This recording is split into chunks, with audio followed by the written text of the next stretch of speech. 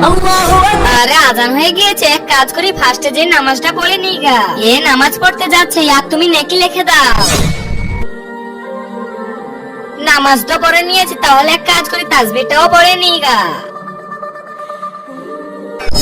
এ নামাজ পড়েছে আর কোরআনে তেলাওয়াত করেছে, এর জন্য তুমি নেকি লিখে দাও।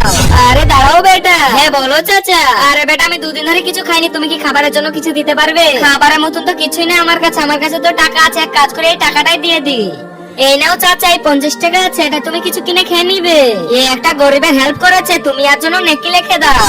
ভাই আমার মায়ের হার্ট অ্যাটাক হয়েছে, আমার মায়ের জন্য অনেক টাকা দরকার, তুমি কি কিছু টাকা দিতে পারবে? চল যা, আমার কাছে নাই কোনো টাকা পয়সা। আর হ্যাঁ নেক্সট বার জন্য টাকা চাইতে আর চলে আসিস না, না হলে অনেক মারবো। চল এখান থেকে যা, জানি না কোথা থেকে চলে আসে ভিক চাইতে। তার আগে দেখবো কে কে শয়তানকে হারিয়ে আল্লাহকে ভালোবাসে। যারা যারা আল্লাহকে ভালোবাসো তারা ভিডিওটা লাইক করে চ্যানেলটা সাবস্ক্রাইব করে দাও, আর যারা শয়তানকে ভালোবাসো তারা লাইক সাবস্ক্রাইব করার দরকার নেই, আর কমেন্টে লিখে দাও আল্লাহু আকবার। তুমি আর নেকিগুলো সব কাটিয়ে গুনাহ লিখে দাও। কিন্তু এমনটা কেন? কারণ ওই বাচ্চার সাথে অনেক খারাপ ব্যবহার করেছে ও, আর আল্লাহ কোনো গরিব বান্দাকে খারাপ ব্যবহার করতে দেখতে পারে না।